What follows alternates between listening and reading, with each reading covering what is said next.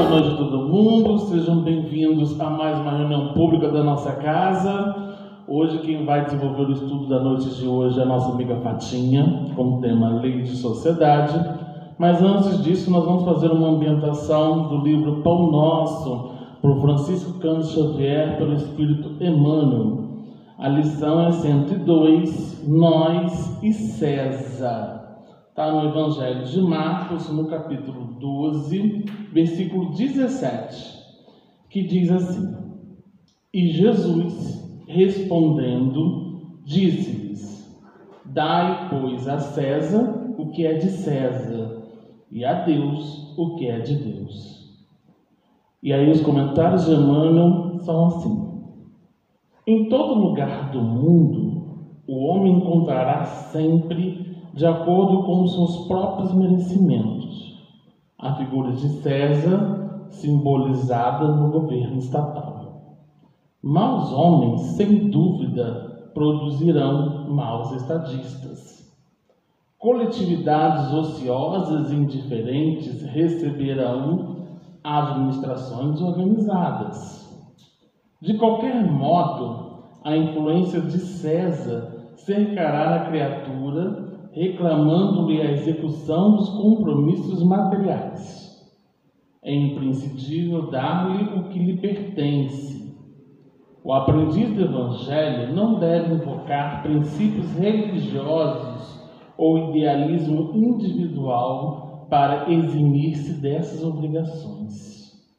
Se há erro nas leis, lembremos a extensão de nossos débitos para com a providência divina e colaboremos com a governança humana, oferecendo-lhe o nosso concurso em trabalho e boa vontade, conscientes de que desatenção ou revolta não nos resolvem os problemas.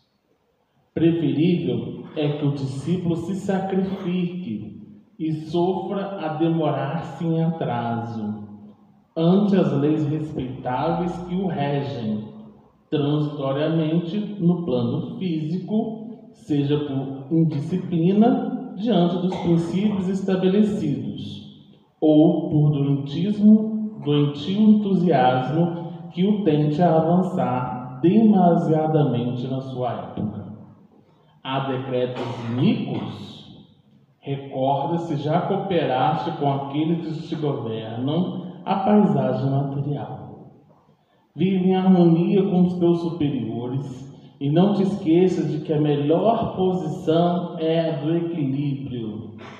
Se pretendes viver retamente, não dê a César o vinagre da crítica acerba. Ajuda-o com o seu trabalho eficiente, no sadio desejo de acertar, convicto de que ele e nós somos filhos do mesmo Deus. Emmanuel traz umas considerações oportunas, né? E existe um capítulo, né, da César, que é de César, né? E ele fala aqui justamente, eu vejo um ponto importante, que ele fala da questão do equilíbrio, né? Ele cita que, né, vive em harmonia com os seus superiores, não se esqueça que a melhor posição é o equilíbrio. E entendendo de que nós passamos pela matéria justamente com a oportunidade ali de cuidado, né, dessa ferramenta, mas ao mesmo tempo o nosso maior investimento é a nível do espírito. Então, para que a gente possa se atentar de que estamos aqui hoje, uma noite fria aqui nessa casa, mas com o principal objetivo de ouvir da nossa irmã, ou de ouvir também do estudo do Evangelho, o estudo da doutrina espírita, né? Traçar ferramentas para melhoria nossa espiritual. Por isso que ele coloca aqui a questão do equilíbrio em si.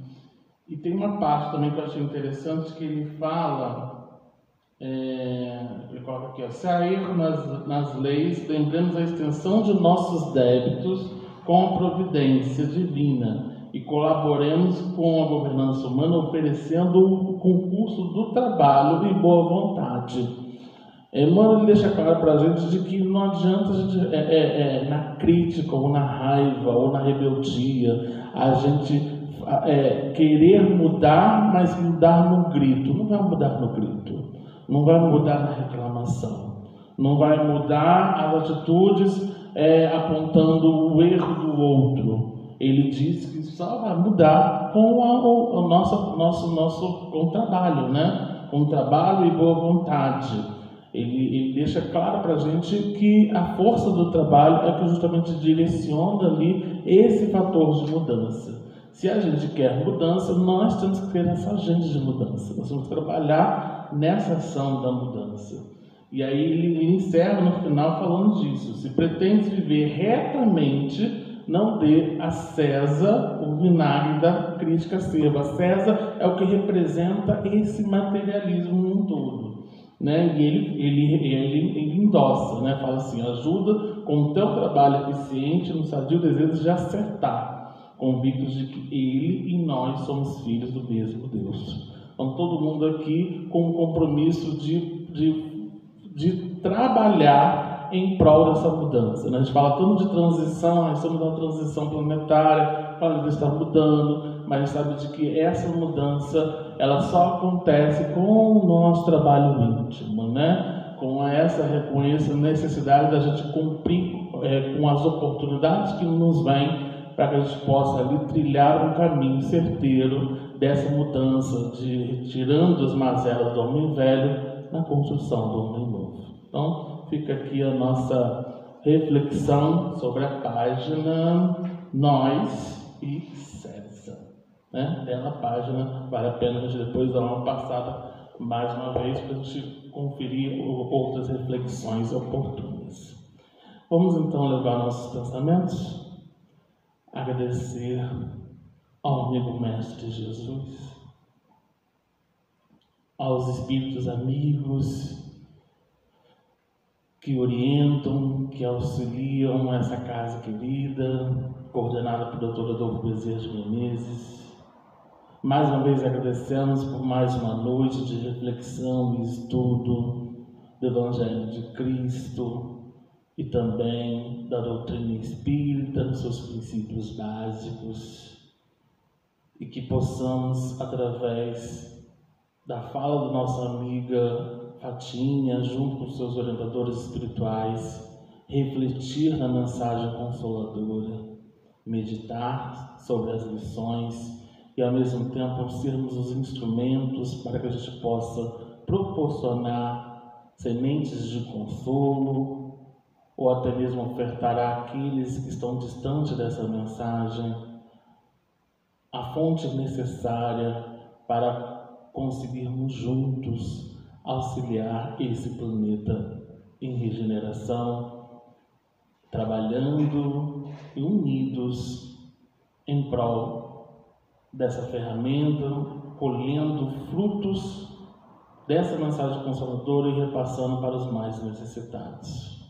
Aproveitamos que estamos aqui, que a gente possa também envolver nesse tempo de reunião pública as nossas mentes, orações, àqueles espíritos que necessitam da nossa atenção, seja aqueles espíritos que passam por desafios nos hospitais, nos seus lares, que a gente possa proporcionar palavras de consolo, reafirmando a nossa necessidade do caminho conjunto para esse caminho da transformação íntima e, ao mesmo tempo, auxiliando, colaborando nesse planeta em transição para a regeneração.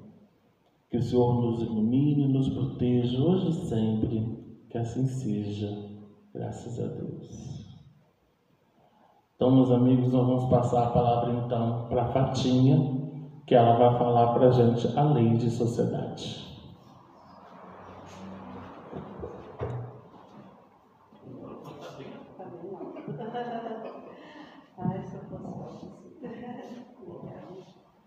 Boa noite a todos. Boa noite. Que a paz do nosso Mestre possa nos envolver nesta noite, nos auxiliando para que nós possamos, como o nosso irmão falou, né, usar o tema para a nossa reflexão, para a nossa possível e necessária transformação. Porque nós sabemos que o Espiritismo é uma religião que conscientiza, que estimula a transformação espiritual de todos nós. Se você quiser segurar o microfone, você vai ficar mais livre para... Aí vai ser o critério. Como que eu tiro? Só puxar. Acho melhor. Prontinho? Foi? E o nosso tema é um tema bastante importante e bastante prático, como o Espiritismo todo é, né? Que mostra a praticidade dos ensinamentos de Jesus, para que assim a gente tenha mais facilidade em entender e praticar. Então, o nosso tema de hoje é lei de sociedade. Inicialmente, quando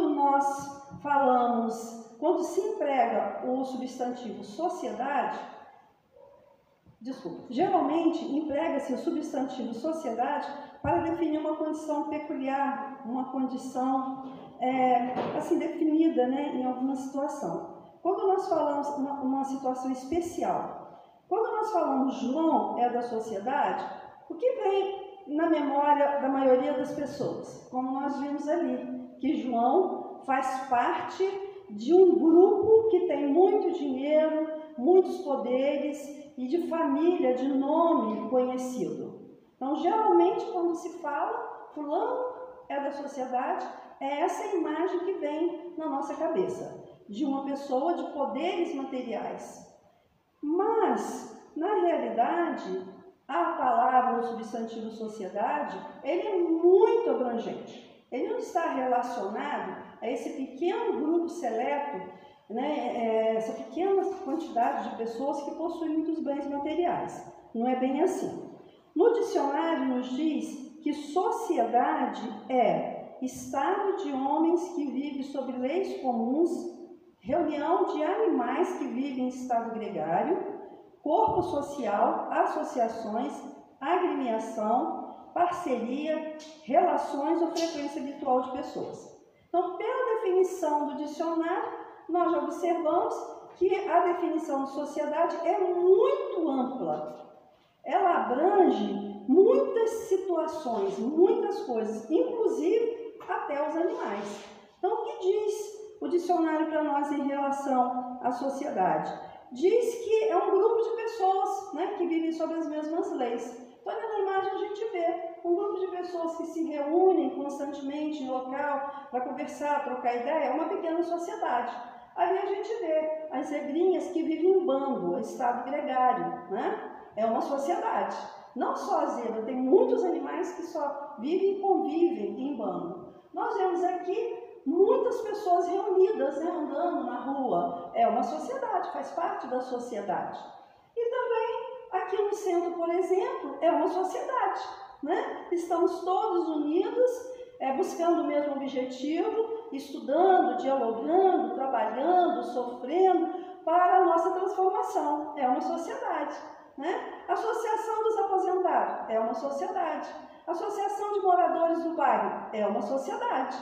Então, quando nós falamos assim, a sociedade Volta Redondense, nós não estamos referindo a esse número pequeno de pessoas que possuem poderes materiais, não. Nós não estamos referindo a eles. Nós estamos referindo aqui as pessoas de todos os níveis, de todas as classes, de todas as religiões que vivem em Volta Redonda, né? Que estudam, que trabalham e adquirindo experiência e evoluindo. Então, nós observamos que esse é o verdadeiro significado da palavra sociedade. Grupo de pessoas que se unem para estudar, para viver, para trabalhar juntos. Mas o que o Espiritismo nos fala sobre lei de sociedade? O Espiritismo nos ensina que Deus criou o universo. E ao criar o universo, Deus criou leis, que nós chamamos de leis naturais, para reger todo o universo. Então, Deus criou as leis físicas que regulam o equilíbrio da matéria. Então, ali a gente vê uma imagem, né, uma figura do nosso sistema solar, só para demonstrar que tudo no universo é regido, regulado por leis criadas por Deus, que nós chamamos de leis naturais. Mas além das leis físicas, Deus criou também as leis morais. As leis morais foram criadas por Deus para equilibrar o espírito consigo mesmo, para equilibrar o espírito em relação a Deus e para o equilíbrio do espírito com os seus semelhantes. Então a gente observa que as leis morais são relacionadas ao equilíbrio da matéria e as leis morais que Deus criou está relacionada ao equilíbrio do espírito consigo mesmo. O Espiritismo nos diz didaticamente que existem 10 leis, poderiam ser resumidas, todas as leis morais poderiam ser resumidas didaticamente em 10 leis. Eu vou citar as leis para a gente ter uma noção, né, de quantas leis e a importância delas, e todas essas leis estão bem explicadas no livro dos Espíritos. Então nós sabemos que tem a lei de adoração, tem a lei do trabalho, a lei do progresso, a lei de liberdade, a lei de sociedade, que é a que nós vamos falar hoje, a lei de conservação, destruição, reprodução, igualdade, justiça, amor e caridade. Então poderíamos resumir todas as leis morais em 10 leis, e Kardec fez essa divisão junto com os amigos espirituais e colocou no livro para poder facilitar o nosso entendimento, para que ao conhecermos essas leis morais didaticamente, né, detalhadamente, abrangendo todas as situações da nossa existência, que pelos nomes nós vimos que ela abrange todas as situações da nossa existência, para que conheçamos e nos esforcemos em praticar para a nossa transformação e para a transformação do nosso planeta, pois esse é o objetivo do Espiritismo. Então, hoje nós iremos falar sobre a lei de sociedade, mas vocês vão observar que ao falarmos de uma lei, ela imediatamente liga a outra lei moral, que liga a outra lei e assim sucessivamente. Elas são interligadas, todas as leis morais. Uma leva a outra, que leva a outra e chega no objetivo, que é amor, justiça e caridade. Aristóteles já afirmava: o homem é um ser social. Então, esse antigo pensador afirma que o homem, a pessoa, é um ser que necessita de viver e conviver com o seu semelhante. Então, esse conhecimento de que, da lei de sociedade, que o homem é um ser social, que o homem é um ser gregário, já é antigo, né? Não é uma coisa ensinada atualmente. Mas foi Jesus que ensinou como viver em sociedade. O Aristóteles afirmou que nós somos um ser social, mas ele não ensinou como viver. Quem ensinou foi o nosso mestre dizendo: amai-vos uns aos outros. E o Espiritismo nos diz o seguinte: a sociabilidade é instintiva e obedece a um imperativo categórico da lei de progresso que rege a humanidade. Então o Espiritismo já nos explica que a lei de sociedade ela é inata em nós, faz parte do nosso instinto, faz parte da necessidade nossa de viver. Por quê? Porque essa necessidade de viver e conviver uns com os outros nos conduz a outra lei moral, que é a lei do progresso, que é a lei de evolução. Mas o Espiritismo também nos diz que Deus, em seus sábios desígnios, não nos criou perfeito, criou-nos perfectíveis. Por que o Espiritismo nos fala dessa forma? Porque todos nós sabemos que Deus criou a todos nós espíritos, tanto nós encarnados como os desencarnados, em seus vários graus de evolução, tivemos o mesmo ponto de partida. Todos nós somos criados exatamente iguais, né? Sem sabedoria e sem conhecimento, mas com todas as virtudes, todas as faculdades intelectuais e morais latentes em nós espírito. Nós trazemos isso em nós espírito, latente, mas nascemos sem o conhecimento e sem sabedoria, mas com tudo latente. Para que isso vá sendo desenvolvido através do tempo, através das reencarnações. Cada reencarnação nós evoluímos um pouquinho em inteligência e moralidade, até atingir o estado de perfeição relativa a que todos nós estamos destinados. Então, por isso que o Espiritismo fala, não, Deus não nos criou perfeito, nos criou dotado de todas as faculdades, para que através do nosso esforço mental e moral, nós mesmos vamos construindo, vamos desenvolvendo o nosso progresso até atingir a perfeição relativa, a que todos estamos destinados. Por isso, a vida social, ela é muito necessária e importante, porque convivendo um com os outros, nós vamos compartilhando o que sabemos e vamos aprendendo o que nós não sabemos. Então, através da união social, é que há o progresso tanto intelectual quanto moral. Se nós nos isolarmos, não tem como nós burilarmos as nossas más tendências, nossas faculdades, e nem desenvolvê-la, se houver um isolamento. Porque nós não sabemos tudo. Nós precisamos de muitas coisas que as outras pessoas sabem. E aí, então, por isso, é necessário a vida social para que haja o progresso. A sociabilidade é uma lei da natureza, então já está bem claro para nós, é uma lei natural, uma lei moral criada por Deus, que o homem não pode evitar, se esquivar, sem prejudicar-se, pois é por meio do relacionamento humano que ele desenvolve suas potencialidades intelectuais e morais. Então, se nós evitarmos o meio social, nós vamos ir para frente, né, um pouco mais, nós vamos ficar um tempo estacionário, estagnado. Lógico que haverá outras oportunidades e nós retornaremos, né, ao convívio social, porque ninguém pode viver isolado, senão não vai haver progresso. Por isso, para que a gente viva bem em sociedade e desenvolva o nosso potencial moral e intelectual, é que Deus nos deu a fala. Por que nós falamos? Porque através do diálogo nós ensinamos e aprendemos. Através do diálogo, através da nossa fala, nós expressamos os nossos pensamentos e os nossos sentimentos, e as pessoas também. Então o Espiritismo nos fala, nos ensina também isso, que Deus deu a fala e outras faculdades para que através da vida em sociedade pudéssemos evoluir.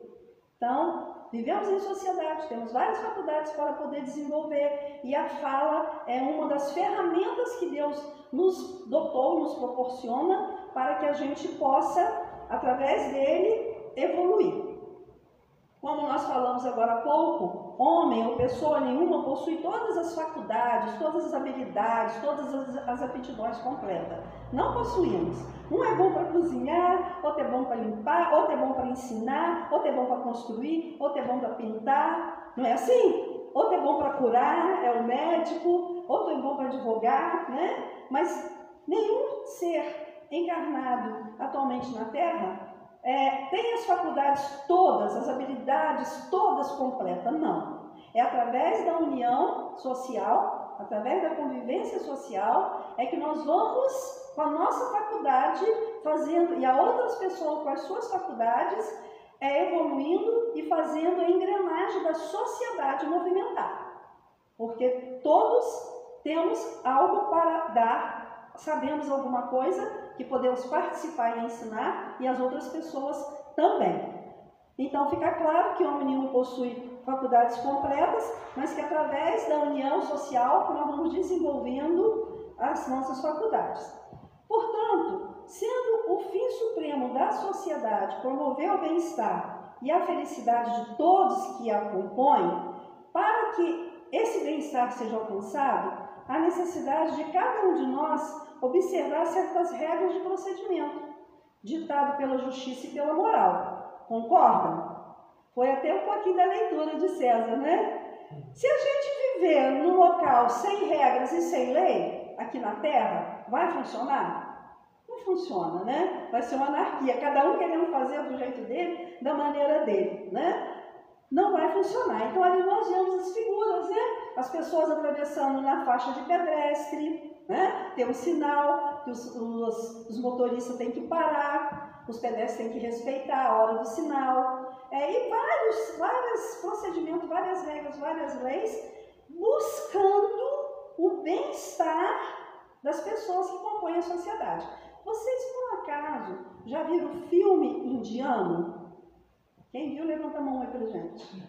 Já? Não é uma bagunça o trânsito lá, né? Pelo menos os filmes retratam. né? Os animais na rua, não tem sinal, um vai para lá, outro vem para cá, uma gritada. Já imaginaram? Com o sinal, com as regras, já é um tumulto às vezes, né? Então o Espiritismo nos fala isso, que há necessidade de regras, de procedimento, e nós precisamos entendê-las e praticá-las para que haja uma harmonia na sociedade, né? Ali tem a justiça. A gente sabe que tem coisas que nós não temos liberdade total. A nossa liberdade termina onde começa do outro. Olha, já entrou outra lei, a lei de liberdade. Então nós precisamos ter respeito pelas pessoas, pelos locais, não é assim? E tem a lei da justiça também, que tem coisas mais graves. Se atravessar fora da faixa pedestre, ninguém vai ser preso. Eu acho que tem país, se eu não me engano, se vê, acho que é multado. A gente não vai ser preso, mas se a gente roubar, matar ou fizer alguma coisa errada, tem a lei que vai tentar corrigir. Então, essas leis, né, terrenas são necessárias, são transitórias, elas mudam com a evolução dos seres humanos, porque os seres humanos evoluindo, evoluíssem também as leis da Terra. Mas as leis morais, elas são eternas e perfeitas, porque elas foram criadas por nosso Pai Celestial. E ali, então, está simbolizada as leis morais, com duas pessoas segurando o coração, e ali os amigos consolando alguém. Então, nós temos as leis da Terra que precisamos, né? Dai a César o que é de César, e tem as leis morais que nós precisamos conhecer para o nosso próprio equilíbrio. Nós nos equilibramos o meio ambiente onde atuamos e vivemos, e assim nós vamos ajudando na construção de um mundo melhor. Mas nesse particular, então, que nós acabamos de relatar, que o bem, o objetivo das leis da Terra é promover o bem social, nós precisamos reformular o conceito de algumas coisas. Nós escolhemos aqui o conceito de atividade profissional do trabalho. Se nós perguntarmos a maioria das pessoas por que ela trabalha profissionalmente, muitos vão falar que é para ganhar dinheiro, para a sua sobrevivência, correto? Mas será que o trabalho é só isso?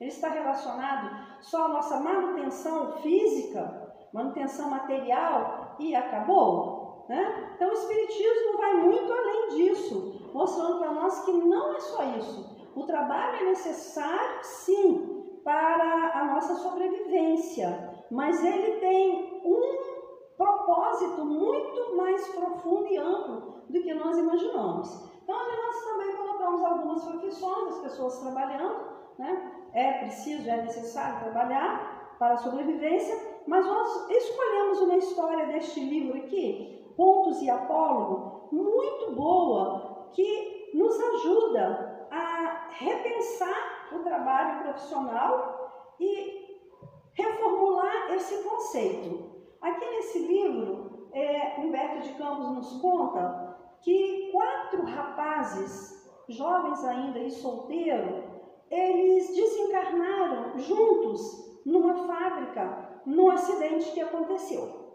Então, os 4 tinham mais ou menos a mesma idade, eram solteiros e desencarnaram juntos. E aqui na Terra, eles receberam as homenagens dos familiares, dos amigos, dos colegas, como pessoas honestas, pessoas trabalhadoras, pessoas do bem.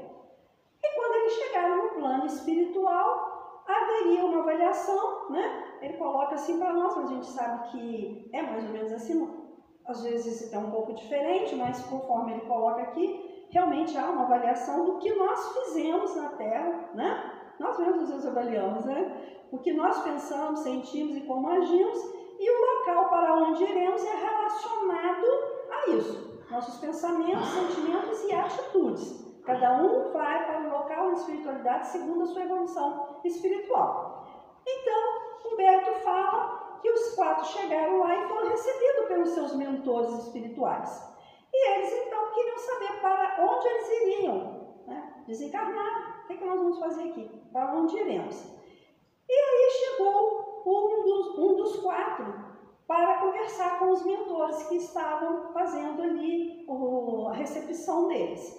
Mas esse primeiro se apresentou com uma aura muito cinza, muito pardacenta, meio escura. E perto, assim, na aura deles, tinha muitos pontos negros. Aí ele pergunta para o mentor, para onde eu vou? O que aconteceu? Para onde eu vou? E o mentor esclarece, fala com ele, e depois o mentor fala assim, eu vou ler na íntegra, para que a gente tenha uma noção melhor do que os mentores falaram. O mentor falou para esse rapaz que se apresentou com uma aura escura e com os pontos negros, ele falou assim, de tuas notas transparece os pesados compromissos que assumiste utilizando os teus recursos de trabalhos para fins inconfessáveis. Há viúvas e órfãos chorando no mundo, guardando amargas recordações da tua influência. Olha bem, ele utilizou o trabalho profissional dele, lesando muitas pessoas. Pessoas viúvas e órfãos.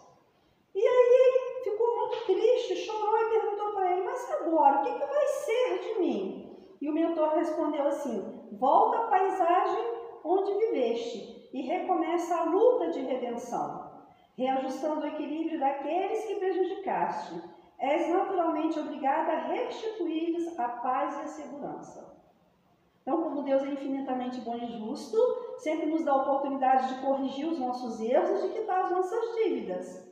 Então, esse rapaz provavelmente iria reencarnar em breve, iria viver mais ou menos as mesmas pessoas, para restituir a eles todo aquele prejuízo que ele havia dado com a sua profissão, que ele utilizou de maneira equivocada. Aí veio o segundo. O segundo aproximou dos mentores e esse agora tinha a aura também um pouco escura, mas não tinha ponto escuro nenhum. E a mesma pergunta ele fez, e eu, para onde vou? E o mentor respondeu, revela os apontamentos a teu respeito que lesaste a fábrica em que trabalhavas. Detiveste vencimentos e vantagens que não correspondem aos esforços que despendeste. Então, aqui a gente pensa assim, se ele lesou e ele ganhou um dinheiro que ele não trabalhou aquele tanto, são essas pessoas que enrolam no trabalho, né? Que demoram para começar, que saem para tomar cafezinho toda hora. Ele acha que não está prejudicando nada nem ninguém, né? E aí, um fato interessante, que o ano passado, quando nós estávamos estudando para essa palestra, eu estava num local em Volta Redonda, um comércio, e tinha duas pessoas conversando, um rapaz e uma moça do comércio, e me atendendo. E o rapaz falando assim, baixinho para a moça, olha, agora, acho que era quinta-feira ou quarta, eu não me lembro, era bem próximo já do final de semana, eu acho que era quarta-feira, meio de semana, né? Ele falou assim, olha, essa semana você não vai apresentar atestado não, porque já tudo certo, eu vou apresentar atestado sexta-feira para emendar o final de semana. Você apresenta semana que vem. É mais ou menos isso aqui, não é? Olha bem o que ele falou, lesaste a fábrica em que trabalhavas, detiveste vencimento e vantagens que não corresponderam aos esforços que despendeste. Então, às vezes as pessoas agem dessas maneiras equivocadas sem perceber que ela não está lesando só a fábrica, ela está lesando a humanidade. Né? E aí vem o terceiro. O terceiro já chegou, não tinha uma aura escura. Ele tinha já uma aura com uma certa luminosidade. E o mentor falou assim para ele, as informações de tua romagem no planeta Terra explicam que demonstraste louvável correção no proceder. Não te valeste das suas possibilidades de serviço para prejudicar os semelhantes, não traíste as próprias obrigações e somente recebeste do mundo aquilo que era realmente devido à tua consciência. A tua consciência está quite com a lei. Podes escolher o teu novo tipo de experiência, mas ainda na Terra, onde precisa continuar no curso da própria sublimação. Olha bem que maravilha! O terceiro foi um bom funcionário, né? Ele fez tudo o que ele podia pelo local que ele trabalhava. Chegava na hora, não enrolava, ficava. Foi um bom funcionário. Então, ele poderia, na próxima reencarnação, escolher o gênero de profissão que ele gostaria de ter e de desenvolver. E daí a pouco, vem o último. E o último, ele estava tão iluminado, mas tão iluminado, que o mentor, quando chegou perto dele, abaixou a cabeça em sinal de respeito. E aí os três que estavam ali, que eram conhecidos, falaram assim, mas por que ele está tão iluminado? Onde ele conseguiu tanta luz? Se lá no nosso trabalho ele era aquele mais simples, o funcionário mais simples. Como que ele conseguiu? Aí o mentor respondeu para ele assim, o irmão promovido é um herói anônimo da renúncia. Ele nunca impôs qualquer prejuízo a ninguém. Sempre respeitou a oficina em que se honrava com a colaboração e não se limitou a ser correto para com os deveres, através dos quais conquistava o que lhe era necessário à vida. Ele sacrificava-se pelo bem de todos, soube ser delicado nas situações mais difíceis, suportava o fígado enfermo dos colegas com bondade e entendimento, inspirava confiança, distribuía estímulo e entusiasmo, sorria sempre e auxiliava sempre. Centenas de corações seguiram além da morte, oferecendo preces, alegrias e bênção. A lei divina jamais se equivoca. Olha bem, aquele funcionário ali que era considerado mais simples, mas ele foi muito correto, honesto, nunca reclamava, ajudava todos os amigos. Se algum amigo fazia grosseria, ele tratava com educação. Ele estava sempre sorrindo, sempre ajudando. E ele então conseguiu o seu desenvolvimento, né? As suas potencialidades intelectuais e morais bastante elevadas. E ele, ao deixar o planeta Terra, na hora do seu desencarne, muitas pessoas que ele ajudou estavam fazendo prece para ele. Aquele primeiro tinha pessoas chorando pelo prejuízo. E o último tinha pessoa agradecendo e fazendo prece por todo o bem que ele fez. Portanto, nós precisamos reformular esse conceito de atividade profissional. Não é só para ganhar dinheiro para a nossa manutenção física. Nós podemos dizer que o trabalho é um meio de integração social, de nossa realização como seres humanos, quando nós trabalhamos com amor, com afinco, seja o trabalho que for. Se nós estivermos fazendo bem feito, com dedicação, nós sentimos muito bem. Convocados a contribuir em favor do bem-estar da sociedade. E é tão bom quando profissionalmente a gente consegue resolver o problema de alguém, aquela pessoa sai alegre, satisfeita. Se a gente atende a pessoa bem, mesmo que a gente não consiga às vezes resolver de imediato, mas atende com educação, atende bem, aquela pessoa sai ali, né, sentindo bem, que foi bem tratado. Então, o trabalho é uma lei moral. Ela tem um lado material, mas o lado moral está unido.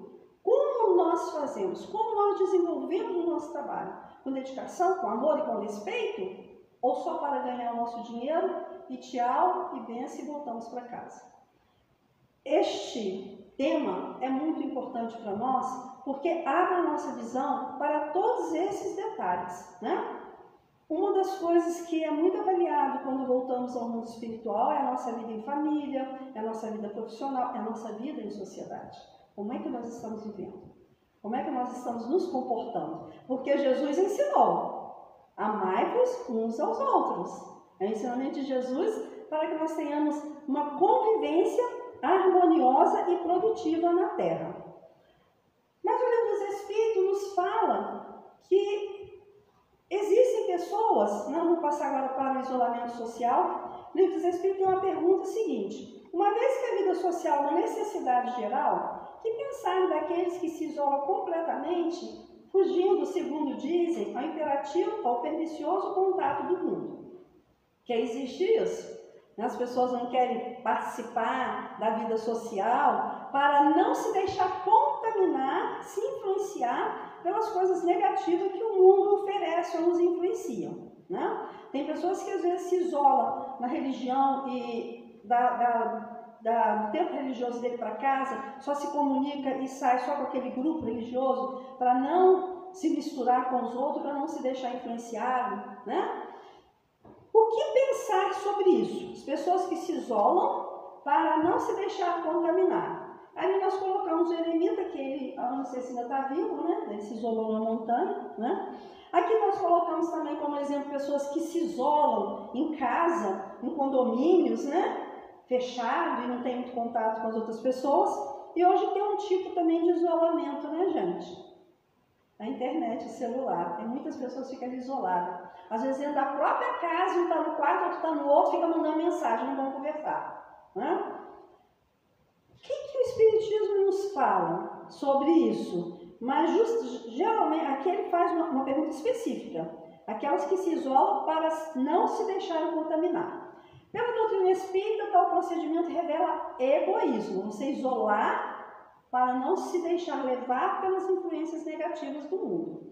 Visto que não pode agradar a Deus uma vida pela qual o homem se condena a não ser útil a ninguém. Não é uma lógica? Se a lei de sociedade ela é instintiva e ela tem o objetivo de, através do trabalho e da convivência, nós evoluirmos, progredirmos, não tem por que nós nos isolarmos. Seria um egoísmo.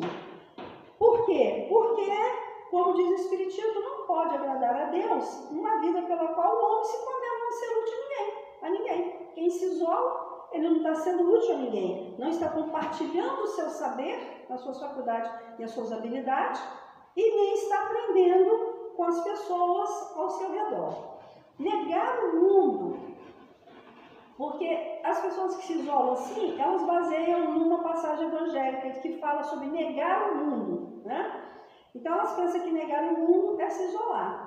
Mas o Espiritismo nos ensina que negar o mundo do conceito evangélico não significa abandoná-lo, antes criar situações novas a fim de modificar as estruturas negativas e egoístas.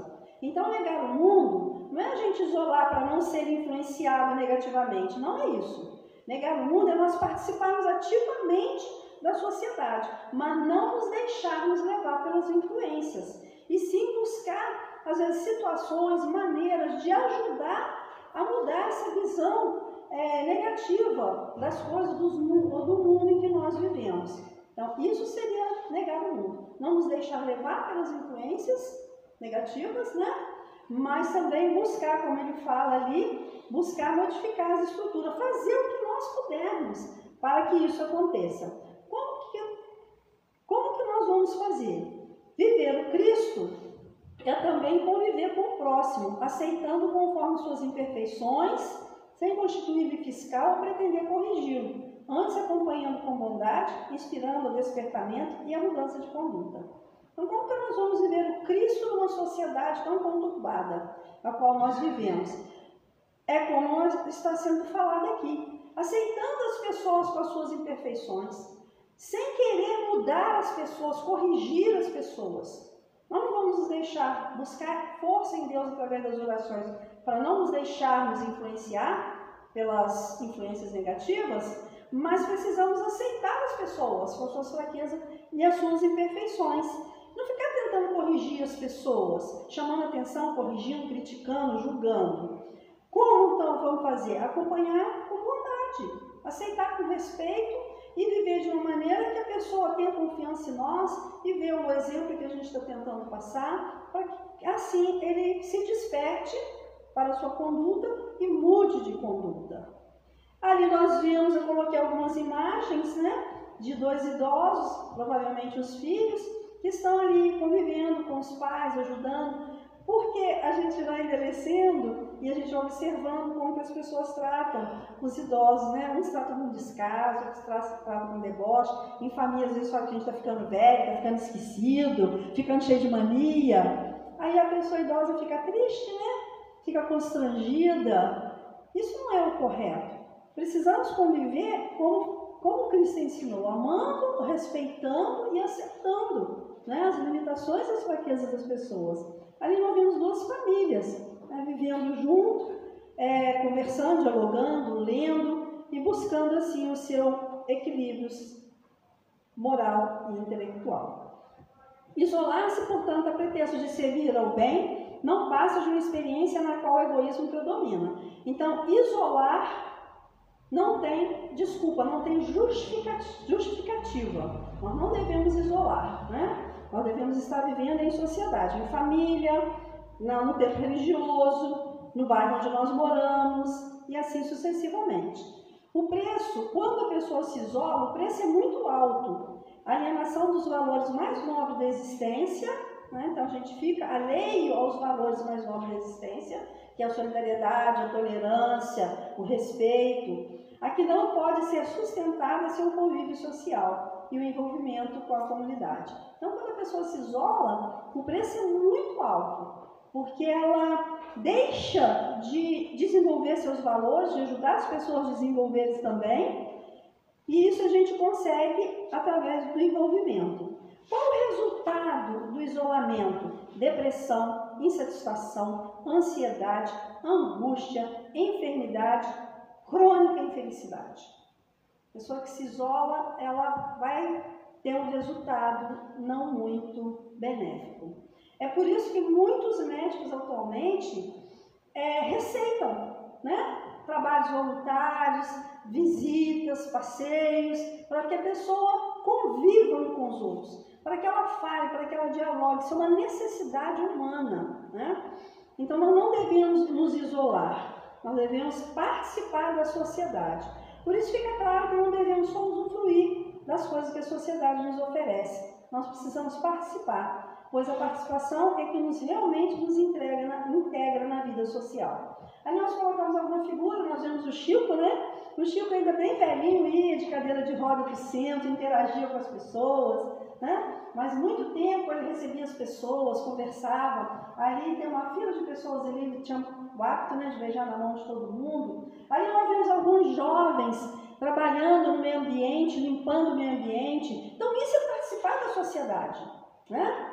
Isso é a gente fazer algo útil, é sair do comodismo, do isolamento, só do trabalho para casa, uma vida social lá, um lazer social, né?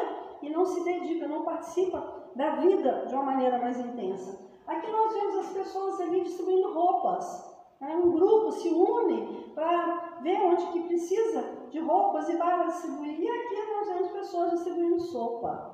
Nós, em Volta Redonda, não sei se vocês sabem, nós temos muitas instituições filantrópicas, muitas instituições que prestam serviço para as pessoas em vulnerabilidade socioeconômica, muitas, né? Então, façamos parte de alguma. O próprio centro proporciona oportunidade para que a gente participe ativamente da sociedade.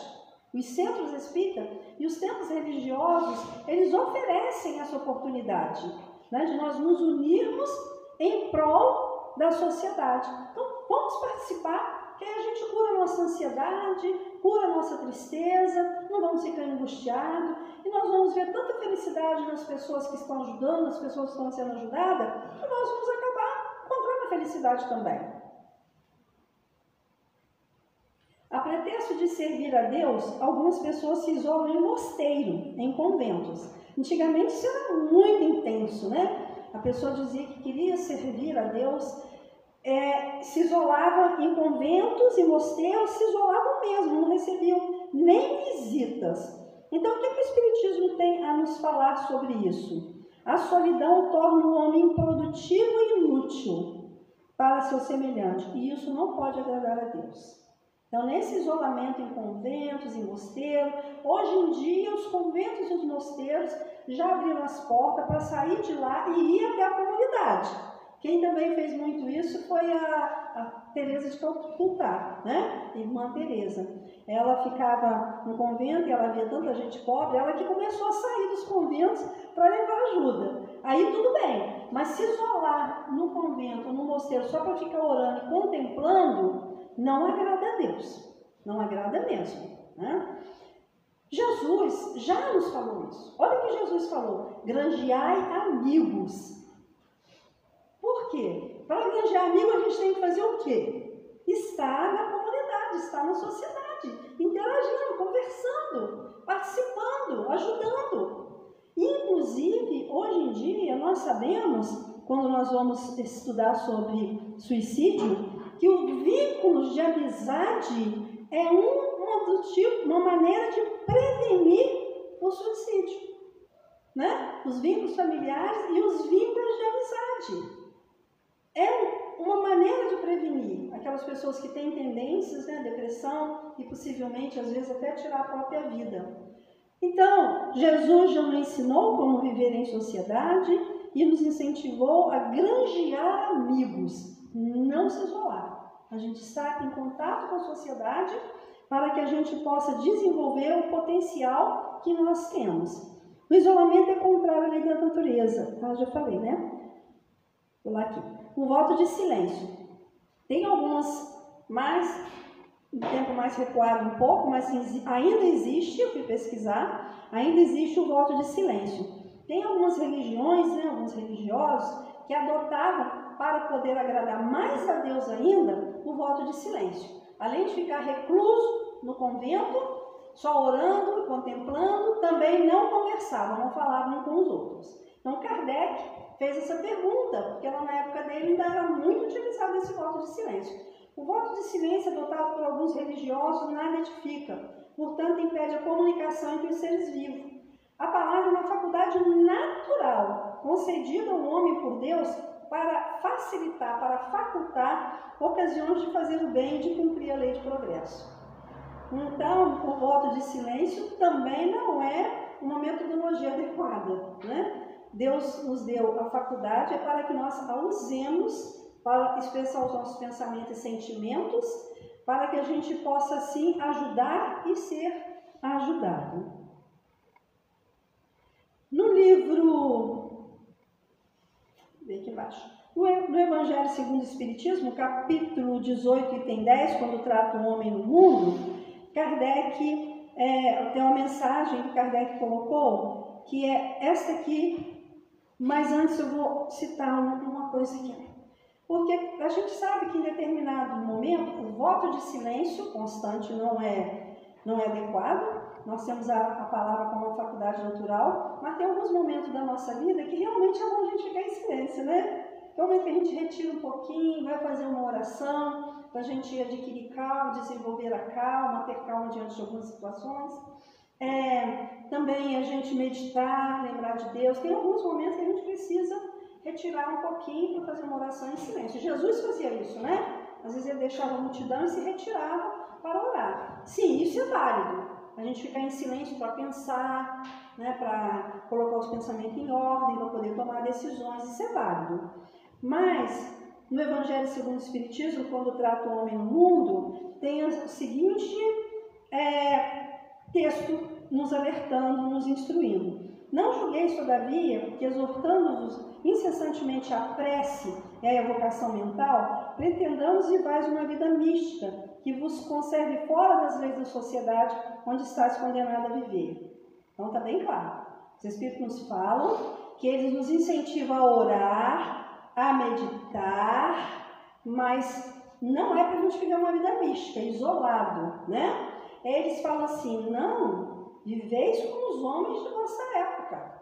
Aí ele vem dando um roteiro de como nós devemos viver, tá? Tá no Evangelho, capítulo 18, item 10. Ele vem falando que para nós demonstrarmos o nosso amor a Deus, nós não precisamos de ter um rosto sério, fechado, usar roupa longa, né? Hoje eu estou de longa, não precisa, né? Cabelo diferente, não precisa nada disso. Aí ele fala assim, aspecto lúgubre, essa palavra mais ou menos aí, lúgubre, quer dizer, sério, né? Excessivamente. Não, ele fala, não é preciso. Viveis como as pessoas da sua época. Vai ser para jantar com a família? Maravilha! Né? Vai assistir um filme? Ótimo, tem tantos filmes bons que a gente pode ir com uma amiga, com um amigo, com o marido, com a filha. Né? Tem tantas coisas boas, lazeres saudáveis que a sociedade nos oferece, que nós podemos usufruir sim. E ele ainda fala mais. Ele fala assim, mas tudo que você fizer, reporte o seu pensamento a Deus. Quer dizer, onde você estiver, lembre que você é filho de Deus e deve se comportar assim, não fazer coisas erradas, não se deixar influenciar. Então é isso que os amigos espirituais nos falam. De todas as associações existentes na Terra, excetuando naturalmente a humanidade, nenhuma talvez mais importante em sua função educadora e regenerativa que a família. Então, nós terminamos o nosso estudo de hoje falando dessa pequena sociedade, que é a sociedade mais importante, que é ali que a gente aprende os valores reais da vida, o sentido da vida, a moralidade que nós precisamos desenvolver, que é a família. Olha o que ele coloca para nós. E, talvez o mais importante em sua função educadora e regenerativa. Então, na família, nós nos educamos e nos regeneramos através da convivência uns com os outros. Nós temos afinidade e confiança, vivemos muito bem. Nós temos dificuldade, nós estamos regenerando o nosso passado. Nós temos que ter tolerância e calma. Então, ninguém nasce na família errada. Todos nós estamos na família exatamente que precisamos. E o mais importante, que a família precisa também de nós. Então, nós precisamos ter isso na mente. A família é uma célula da sociedade. É uma instituição divina, cuja finalidade principal consiste em estreitar os laços sociais, ensejando-nos o melhor modo de aprendermos a amarmos como irmãos. Então, isso fica muito forte na nossa mente, né? Muito claro para todos nós, que é na família que começa a paz, é na família que começa a regeneração. Como é que nós estamos vivendo na nossa família?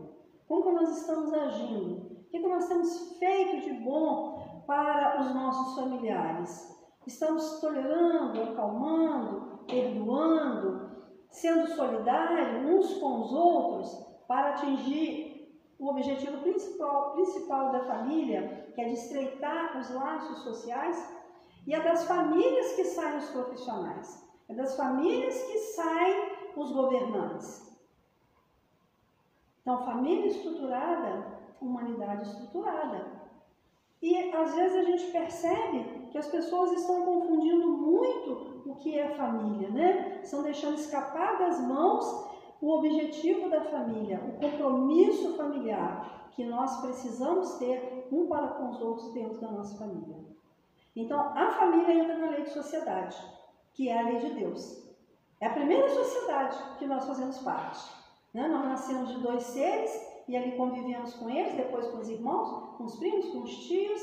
É lá na família que nós aprendemos os valores da vida, que nós desenvolvemos o nosso potencial, começamos a desenvolver o nosso potencial intelectual e moral. A família é a primeira escola do espírito. Né? Como é que estão as famílias? Como é que está a nossa família?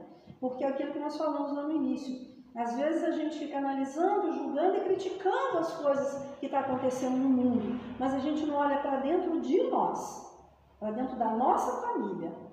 Que é muito fácil a gente ficar criticando e falando, o mundo está isso, o mundo está uma bagunça, nossa, parece que a gente está regredindo. Mas o que será que está causando tudo isso? Né? A gente precisa de pensar, raciocinar e pedir a Deus que ilumine os nossos pensamentos, que pacifique os nossos sentimentos, para que as nossas ações, seja onde quer que estejamos, em família, na profissão, no tempo espírita, na sociedade, tudo é sociedade. Nós estamos inseridos na sociedade. Como é que eu estou me comportando diante da sociedade? Né? Não adianta a gente ser um excelente profissional e ser um mau pai, uma má mãe. Não adianta a gente ser um excelente religioso e ser um mau profissional e um mau pai, uma mãe. É tudo uma coisa unida com a outra. Então nós precisamos pensar. Por isso o Espiritismo nos mostra as leis morais bem detalhadas, abrangendo todas as situações da nossa vida, para facilitar o entendimento e assim facilitar a prática dos ensinos que Jesus veio à Terra trazer e que o Espiritismo clareia, simplifica e nos traz dessa maneira consoladora e esclarecedora.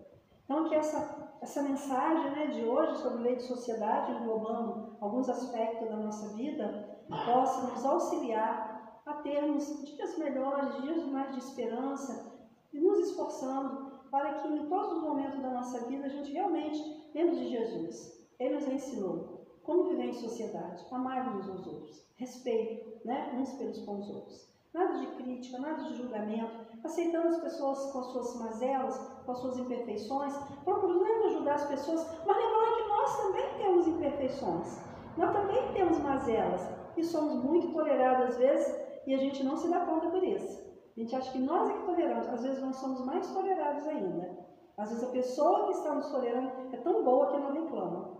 A gente tem que olhar para dentro de nós e saber quem sou eu, o que eu estou fazendo, que tipo de pensamento que eu estou elaborando, que tipo de sentimento eu estou deixando aflorar, que tipo de ação eu estou na nossa existência.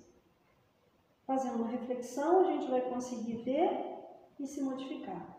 Através da oração, da fé, nós conseguimos, porque Deus é infinitamente bom e justo, está sempre nos amparando e enviando mensageiros do bem para nos intuir, nos fortalecer, para que a gente se melhore a cada dia da nossa existência. Então, muita fé em Deus, meus queridos amigos e irmãos, muita fé mesmo. E busque na oração a força e a coragem, para que a gente continue perseverando e dando conta da nossa existência. Muita paz a todos.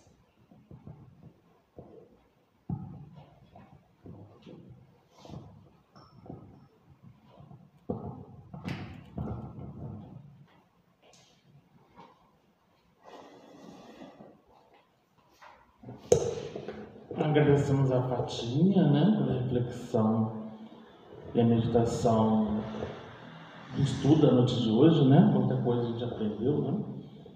E alguns comunicados, né? No próximo domingo, quem vai desenvolver a palestra do nosso estudo vai ser o Robinson, com o tema livre-arbítrio, dando uma continuidade até às leis morais, né? Falando da lei de liberdade. Na próxima quarta-feira, nosso estudo, nossa palestra, ela vai ser transferida para o Centro Espírita Caminho da Luz. Cosme Massa de Curitiba vai estar no Centro Espírita Caminho da Luz. O Centro Espírita Caminho da Luz está fazendo uma série de palestras especiais comemorando os 70 anos de fundação da casa, que é a partir de agosto, né? Então, na próxima semana, na quarta-feira, a palestra, ao invés de ser aqui, vai ser no Centro Espírita Caminho da Luz, tá? Nós vamos providenciar, quem desejar carona, a gente pode conversar para ver quem quer carona, quem pode fazer ali movimentos de caravana mesmo, para que a gente possa estar lá no Centro Espírita Caminho da Luz. Então, na próxima quarta-feira, às 19h30, o mesmo horário da palestra, ao invés de ser aqui no IDAC, vai ser lá no Centro Espírita Caminho da Luz, no bairro São João, perto da rodoviária ali, né? Não tem erro. O tema que o Cosme Massa vai desenvolver é consciência tranquila e fé no futuro. Então, vale muito a pena a gente participar e estar conosco. Então, relembrando de que a palestra não vai ser aqui. A próxima quarta-feira vai ser lá no Centro Espírita Caminho da Luz. Somente nesse dia, tá, gente? O restante da programação está tudo normalizada. Lembrando também que nós tivemos uma mudança também a partir desse mês. O estudo sistematizado da doutrina espírita, agora ele é às segundas-feiras. Então, às 19h30, né, Rogério? Isso? 19h30. Então, a partir dessa segunda-feira, então, o estudo sistematizado da doutrina espírita, ele teve uma troca. Então, ao invés de ser quinta-feira, agora segundas-feiras. A casa é aberta. O estudo sistematizado da doutrina espírita é um estudo pilar de formação dos trabalhadores. Então, vale a pena participar, porque nesse estudo que você vivencia as 5 obras da codificação, né? Você faz o estudo completo das 5 obras da codificação. Então, o Rogério vai receber vocês aí com toda alegria, e a porta fica encarada para a gente possa continuar estudando a doutrina espírita. O restante das atividades estão na sua normalidade, exceto a evangelização, que deu uma pausa, deu um recesso, tá? Nós estamos de recesso na evangelização esse mês, retornando na última semana de julho. Então, vamos elevar nossos pensamentos e agradecer ao amigo Mestre Jesus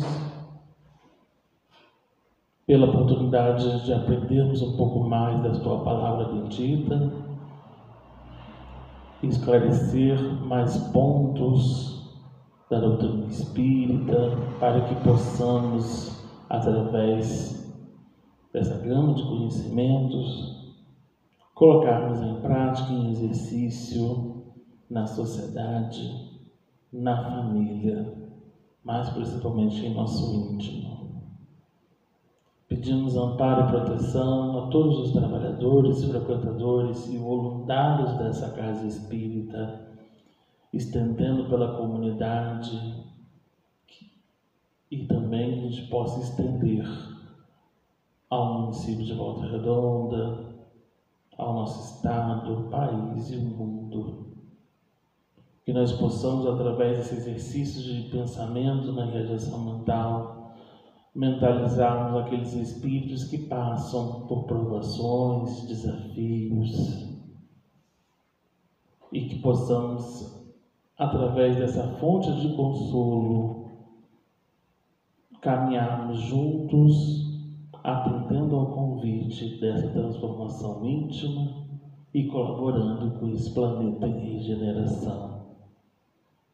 Agradecemos por tudo que tem nos dado e que nós possamos voltar aos nossos lares recarregados para colocarmos o exercício em prática e voltarmos nas próximas atividades dessa casa, cumprindo também com a fonte de serviço e ao mesmo tempo cumprindo com a nossa administração íntima, de transformação íntima,